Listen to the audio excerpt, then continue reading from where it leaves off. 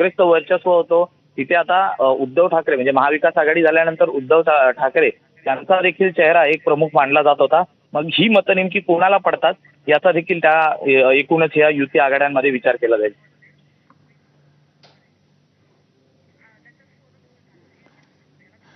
अगदी सूरज, थोडंसं तुम्हाला थांबवते. राजकीय विश्लेषक संदीप आचार्य सध्या आपल्या सोबत आहेत. आचार्य सर नमस्कार, एबीपी माझामध्ये आपलं स्वागत आहे.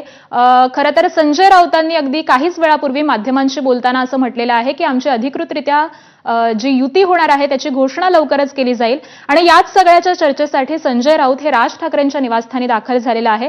त्यामुळे आपण नेमकं ह्या सगळ्यावरतीच काय विश्लेषण कराल की ही युती झाल्यानंतर याचा इम्पॅक्ट मुंबईच्या महापालिकेवरती कसा दिसू शकतोय? निश्चितपणे मुंबईसाठी या दोन भावांची युती अत्यंत आवश्यक आहे. दोघांच्याही कारकिर्दीचा विचार करता महायुती म्हणजे भारतीय जनता पार्टी, शिवसेना एकनाथ शिंदे, त्याच्यानंतर राष्ट्रवादी यांची ताकद आज खूपच आहे. आपण जर बघितलं असेल तर नगरपालिका, नगर परिषदा वगैरे सगळ्या ठिकाणी मनसे एकाही ठिकाणी लढलेलं नाहीये. त्यांच्या दृष्टीने मुंबई, ठाणे, पुणे, नाशिक, कल्याण, डोंबिवली ह्याच महानगरपालिका महत्वाच्या आहेत. त्यातला सुद्धा मुंबई महापालिका ही अत्यंत कळीची आहे आणि त्याचमुळे कदाचित राज ठाकरे यांनी बाकीच्या इलेक्शन्स न लढण्याचा निर्णय घेतला असावा. त्यामुळे ती जी लढत आहे ती जर आपण बघितली तर भारतीय जनता पार्टी आणि शिंदे यांची शिवसेना याच्यातच होण्याची जास्तीत जास्त शक्यता आहे आणि अजित पवार एका विशिष्ट भागामध्ये. आता राहिला प्रश्न मुंबईच्या दृष्टीने, तर मुंबईमध्ये युती करणे ही अत्यंत गरजेची बाब आहे. आता निवडणुका जाहीर झालेल्या आहेत. 23 तारखेला अर्ज भरण्याची प्रक्रिया सुरू होईल. अशा वेळेला अजून किती काळ तात्काळ ठेवायचंय युतीची घोषणा करणं? माझ्या माहितीप्रमाणे अजूनही जागा वाटप यांचं पूर्णपणे झालेलं नाहीये. मूळ मुद्दा होता जागा वाटप आणि जागा वाटपातही कळीचा मुद्दा होता ते म्हणजे मनसेला नेमक्या जागा मिळणार कुठल्या. आता 2017च्या निवडणुकीत आपण बघितलं असेल तर शिवसेना भाजप दोघेही समोरासमोर लढले होते. त्यावेळेला शिवसेनेला 84 जागा मिळाल्या होत्या, भाजपला 82 जागा मिळाल्या होत्या. त्यातले 44 नगरसेवक हे माजी नगरसेवक हे एकनाथ शिंदे गटाकडे गेले, शिंदे यांच्या शिवसेनेकडे गेले. आता त्याच्यामुळे त्यातल्या जागांवरती प्रामुख्याने मनसेच्या लोकांचा डोळा असावा असं एकूण चित्र मला दिसतंय.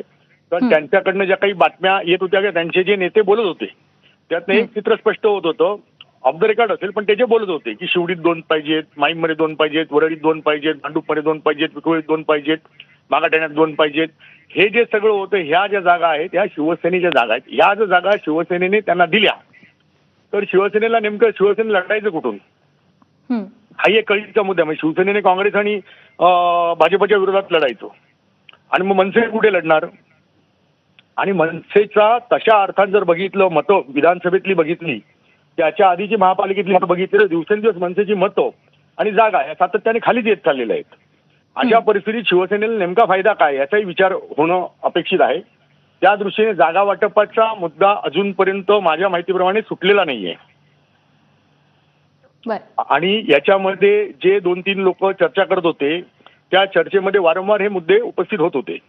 आता याच्यामध्ये थोडीफार कदाचित मनसे माघार घेईल, 2-4 पावलं शिवसेना मागे येईल, कारण आता दोघांकडे वेळ नाहीये. युतीशिवाय दोघांनाही पर्याय नाही.